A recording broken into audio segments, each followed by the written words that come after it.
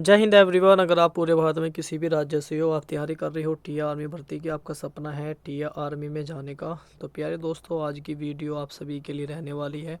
आज हम बात करने वाले हैं टीआर आर्मी के मोस्ट इम्पोर्टेंट 35 क्वेश्चन के बारे में हम बात करेंगे। आपको आज की वीडियो में पूरे 35 क्वेश्चन मिलेंगे। ये क्वेश्चन जो आपके रहेंगे साइंस के रहने वाली है।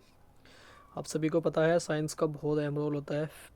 15 क्वेश्चन आपके जो है साइंस से पूछे जाते हैं, तो इसलिए आपके लिए जो भी इम्पोर्टेंट क्वेश्चन होंगे सिर्फ मैं वो ही डिस्कस करूँगा। जैसे कि आपको बताया है, मैं कुछ ज़्यादा नहीं मैन क्लास लेके आऊँगा, और उन क्लास से अगर आप पढ़ोगे ना तो आपका जो है आराम से आप जो है 45 क्वेश्चन आराम से कर सकते हो। अगर आप उनको ही लोगे ना जब भी आपका आराम से हो जाएगा, क्योंकि पहले से ही मैं 3 क्लास मेरी आ चुकी है। हर एक क्लास बहुत इंपॉर्टेंट है, ठीक है मेरे भाई। तो चलिए दोस्तों, आज की वीडियो भी आपके लिए बहुत इंपॉर्टेंट है। और जैसे कि आपने बोला था कि वन लाइनर क्वेश्चन लेके आना, तो वन लाइनर क्वेश्चन ही है मेरे भाई, ठीक है। चलिए स्टार्ट करते हैं वीडियो को। तो सबसे पहले हमारा आपका क्वेश्चन नंबर 1, ये हाथ से बनाए गए नोट्स है मेरे भाई। हाथ से बनाए नोट्स है, तो इसलिए आपके लिए बेहद इंपॉर्टेंट है। तो सबसे पहले फर्स्ट क्वेश्चन आपके लिए जो है ओपन हो गया। परमाणु के नाभिक में कौन कौन से कण होते हैं, ठीक है। परमाणु के नाभिक में अंदर जो परमाणु का जो नाभिक होता है ना, उसके बारे में पूछे हुए, जैसे कि वो भी मैं आपको बताऊंगा। देखो ज़्यादा नहीं समझा पाऊंगा क्योंकि वीडियो बड़ी हो सकती है, इसलिए मैं वीडियो को छोटी रखूँगा ताकि आप आराम से समझ पाऊँ, ठीक है। प्रोटीन और सॉरी, आपके जो है नाभिक के अंदर क्या होता है, एक तो प्रोटॉन होता है और एक आपका होता है न्यूट्रॉन। इलेक्ट्रॉन जो होते हैं ना नाभिक के चारों ओर जो है ना वो चक्कर लगाते रहती है इस तरीके से, ठीक है। तो फर्स्ट नंबर का आपको क्वेश्चन जो है वो आंसर आपको मिल गया, प्रोटॉन और न्यूट्रॉन। किस वैज्ञानिक वह कौन सा वैज्ञानिक था जिसने परमाणु सिद्धांत की खोज करी थी, तो वो था भाई जॉन डोल्टन, जिन्होंने परमाणु सिद्धांत दिया था। ये क्वेश्चन आपको एग्जाम में सीधे देखने को मिलेंगे। प्रोटॉन, ये प्रोटॉन इलेक्ट्रॉन न्यूट्रॉन तीनों की खोज भी याद कर लेना मेरा भाई, मैं बताऊंगा आपको। चलो सबसे पहले, उसके बाद थर्ड नंबर का है एक इलेक्ट्रॉन पर आवेश कितना होता है, तो एक इलेक्ट्रॉन पर आवेश होता है 1.6 गुणा 10 की घात -19 गुलाम, ठीक है। हिंदी में बोलो आप इसको गुलाम, ठीक है, ये होता है। उसके बाद नेक्स्ट क्वेश्चन आपके परमाणु विद्युत के होते हैं। परमाणु विद्युत के क्या होते हैं, ये उदासीन होते हैं, इन पे कोई भी चार्ज वगैरह नहीं होता है। तो यहाँ पे सबसे पहले मैंने बोला था कि ये ज़रूर याद कराऊंगा आपको। तो भाई इलेक्ट्रॉन की खोज किसने करी थी, जे टॉमसन साहब ने करी थी। प्रोटॉन की खोज किसने करी थी, गोल्ड स्टीन ने करी थी। न्यूट्रॉन की खोज भी यहाँ पे आप ऐड कर लेना, न्यूट्रॉन की खोज किसने करी थी, जेम्स चैडविक ने करी थी, ठीक है भाई। चलिए उसके बाद नेक्स्ट क्वेश्चन है क्वेश्चन नंबर 7, एक भारतीय वैज्ञानिक जिसका नाम एक विशिष्ट मूल कण के नाम से जुड़ा है, वो क्या नाम है, उसका नाम है बोस, ठीक है। तो यहाँ पे आ गया, न्यूट्रॉन की खोज भी ऐड हो गई, क्योंकि इंपॉर्टेंट क्वेश्चन ही लिए गए हैं। आपने ऊपर लिखा या ना देख लिया, बात एक ही है। ये आपके लिए बेहद इंपॉर्टेंट है, इनको उतारते रहना साथ साथ, बिल्कुल ऐसे कैसे छपेगे देखना। तो न्यूट्रॉन की खोज जेम्स और चैडविक ने की थी। परमाणु का, यहाँ पे आप देखो किसी परमाणु का रासायनिक व्यवहार निर्भर करता है, किस पर निर्भर करता है, वो उसके जो है न्यूक्लियस पर करेगा। जो न्यूक्लियस के चारों ओर घूम रहे इलेक्ट्रॉन है, जैसे कि मैंने अभी बताया था, ठीक है। जो इलेक्ट्रॉन चारों ओर घूम रहे हैं वो इन पर निर्भर करेगा, ठीक है। उसके बाद फिर नेक्स्ट क्वेश्चन है, तो किसी परमाणु की में परिक्रमण कर रहे किसी इलेक्ट्रॉन की कुल ऊर्जा जो है, इलेक्ट्रॉन की कुल ऊर्जा क्या होगी, वो होगी धनात्मक, ठीक है। परमाणु भार का अंतर्राष्ट्रीय मानक क्या है, परमाणु भार का अंतर्राष्ट्रीय मानक है कार्बन 12।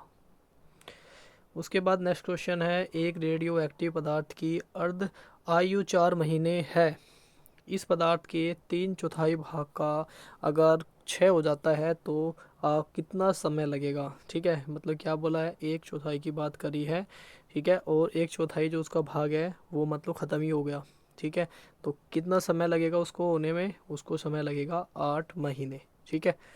उसके बाद पृथ्वी की आयु का आकलन आप किस तरीके से कर सकते हो, कौन सी विधि द्वारा कर सकते हो, यह है यूरेनियम डेंटिंग से आप पता लगा सकते हो कि कितनी आयु है। कार्बन रेडियो कार्बन डेंटिंग से किसका निर्धारण होता है, तो रेडियो कार्बन जो डेंटिंग है उससे आप जो है जीवाश्म का अध्ययन कर सकती है, यानी जीवाश्म की जो आयु है उसका अध्ययन आप कर सकते हो। परमाणु बम का आविष्कार किसने किया था? ओटो होन ने किया था। बहुत इंपॉर्टेंट क्वेश्चन है भाई, ठीक है। तो परमाणु शक्ति संयंत्र किस सिद्धांत पर काम करता है? ये करता है भाई विखंडन पर, नाभिकीय विखंडन पर काम करता है। ये वो नोट्स है दोस्त जब नर्सिंग असिस्टेंट की तैयारी करी थी तब के नोट्स है, ये बहुत इंपॉर्टेंट है, ठीक है। साइंस सब में बढ़िया आती है, तो इसमें आपको लो लेवल के भी है, इजी लेवल के भी है और टॉप लेवल के भी, हर तरह के क्वेश्चन इसमें देखने को मिलेंगे, ठीक है दोस्त। किस प्रकार की अभिक्रिया से सबसे अधिक हानिकारक विकिरण पैदा होती है? तो कौन सी अभिक्रिया है? वो है नाभिकीय विखंडन अभिक्रिया, जिससे क्या है बहुत ही ज़्यादा हानिकारक विकिरण पैदा होती है। तो सूर्य से हमें जो है ऊर्जा जो प्राप्त होती है, सूर्य से जो ऊर्जा उत्सर्जित होती है कैसे वो होती है? नाभिकीय संलयन द्वारा होती है। कौन सा जो पदार्थ है, कौन सा पदार्थ है जो नाभिकीय रिएक्टर में मंदक के रूप में काम करता है? भाई ये पूछा जाता है, टी में पूछा हुआ क्वेश्चन है ये, ठीक है। तो ये है भारी जल, DTO इसका जो है रासायनिक सूत्र होता है, ये भी लिख दिया है, यहाँ पे नहीं लिखा भी है, वैसे मैंने लिखा भी है D2O, ठीक है। तो चलिए नेक्स्ट आगे बढ़ते हैं। आपके लिए इम्पोर्टेंट क्वेश्चन है सारे के सारे भाई, बिल्कुल एकदम आपको देखने को मिलेगा एग्जाम में। विखंडन की प्रक्रिया उत्तरदायी होती है, ये परमाणु बम में ऊर्जा मुक्त करने के लिए जो है उत्तरदायी होती है। विखंडन याद रखना, जो नाभिकीय विखंडन है वो परमाणु बम से रिलेटेड है। अगर पूछ ले परमाणु बम में जो है कौन सी अभिक्रिया, तो वो विखंडन, नाभिकीय विखंडन अभिक्रिया। कोबाल्ट 60 आमतौर पर भाई आमतौर पर विकिरण चिकित्सा में प्रयुक्त होता है क्योंकि यह उत्सर्जित करता है, क्या करता है? कोबाल्ट जो 60 है ये क्या करता है? ये जो है भाई ये गामा किरणें जो है, गामा किरणें जो है उत्सर्जित करता है मेरे भाई, ठीक है। समझ गए होगे मेरे दोस्त। चलिए उसके बाद यहाँ पे नेक्स्ट क्वेश्चन आपके लिए है, बहुत इंपॉर्टेंट है क्वेश्चन। हाइड्रोजन बम किस सिद्धांत पर कार्य करता है? अभी पहले बताया था कि हाइड्रोजन बम और जो है ये बम का आएगा, तो हाइड्रोजन बम हो या परमाणु बम हो, ये बहुत इंपॉर्टेंट है, इनको ध्यान से पढ़ना है, इसमें आप जो है बिल्कुल भी भूलना नहीं है, याद रखना है, ठीक है। अगर हाइड्रोजन बम की बात करी जाए तो यहाँ पे जो अभिक्रिया बनेगी वो बनेगी अनियंत्रित संलयन अभिक्रिया, अनियंत्रित संलयन अभिक्रिया, याद रखना है ध्यान से। उसके बाद नेक्स्ट क्वेश्चन है 25, सारे इंपॉर्टेंट क्वेश्चन है, टाइम ज़्यादा नहीं लगेगा, क्वेश्चन एक लाइन के है, याद करते जाना बस। एक रेडियोधर्मी पदार्थ की अर्ध आयु 10 दिन है, इसका अभिप्राय क्या है? अर्ध आयु जो है वो 10 दिन है, तो इसका मतलब जो है जो पदार्थ का जो है 3/4 भाग है वो विघटन होगा 20 दिनों में, यानी कि उसका जो विघटन है वो 20 दिनों में हो जाएगा 3/4 भाग का, ठीक है। चलिए उसके बाद नेक्स्ट क्वेश्चन है नेक्स्ट क्वेश्चन की हम बात करेंगे।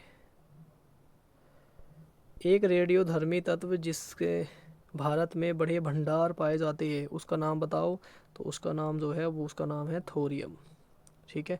नेक्स्ट क्वेश्चन है कलपक्कम में फर्स्ट फ्रीडर रिएक्टर में ईंधन के रूप में किसका प्रयोग किया जाता है? वो किया जाता है यूरेनियम का प्रयोग भाई, ठीक है। उसके बाद कार्बन, नेक्स्ट क्वेश्चन है कार्बन डेटिंग किसकी जो है आयु का निर्धारण करने के लिए यूज़ किया जाता है? तो भाई ये किया जाता है जीवाश्म, बता चुका हूँ मैं पहले से ही, ठीक है, बहुत इंपॉर्टेंट क्वेश्चन है। किसी तत्व के समस्थानिकों के बीच अंतर किनकी भिन्न अलग अलग संख्याओं की उपस्थिति के कारण होता है? किसकी उपस्थिति के कारण होता है? ये होता है भाई न्यूट्रॉन की उपस्थिति के कारण।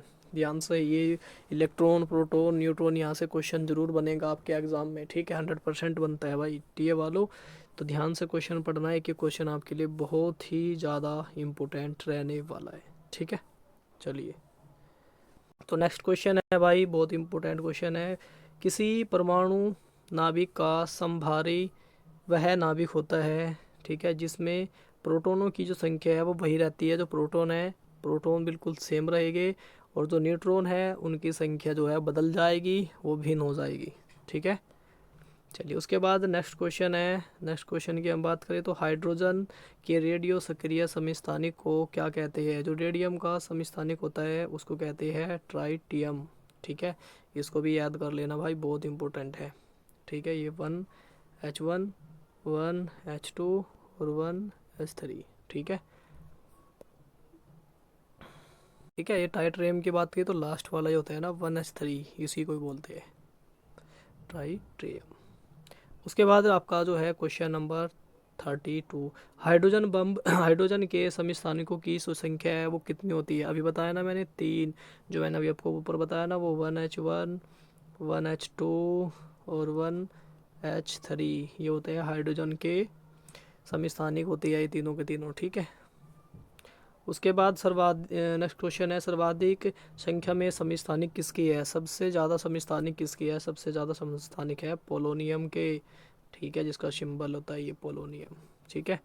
और इसके समस्थानिकों की बात करें तो भाई यहाँ पे जो समस्थानिक होते हैं वो होती है 27। और देखो नेक्स्ट क्वेश्चन भी यही है 27 वाला ही, कि समस्थानिकों के पोलोनियम के समस्थानिक जो टोटल है वो है 27, यानी कि 27 टोटल इसके जो है वो समस्थानिक बनते हैं। उसके बाद नेक्स्ट क्वेश्चन है, आइसोटोन होते हैं। आइसोटोन क्या होते हैं, जिनके अंदर आपको समान संख्या में जो है न्यूट्रॉन देखने को मिलेंगे। जहाँ न्यूट्रॉन की संख्या बिल्कुल समान होगी वो क्या होगा, वो होगा आपका आइसोटोन।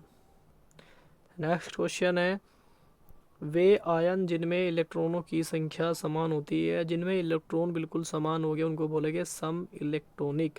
सम माने समान और इलेक्ट्रॉन माने इलेक्ट्रॉन, ठीक है, समान इलेक्ट्रॉन, ठीक है।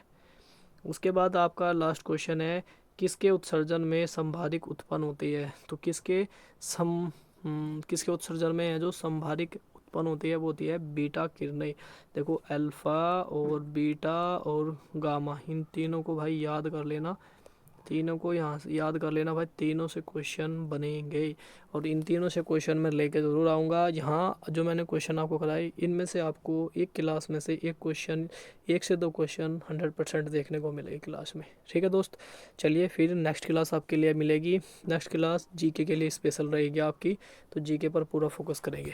चलिए फिर बात करूँगा नेक्स्ट वीडियो में, तब तक के लिए जय हिंद, जय भारत।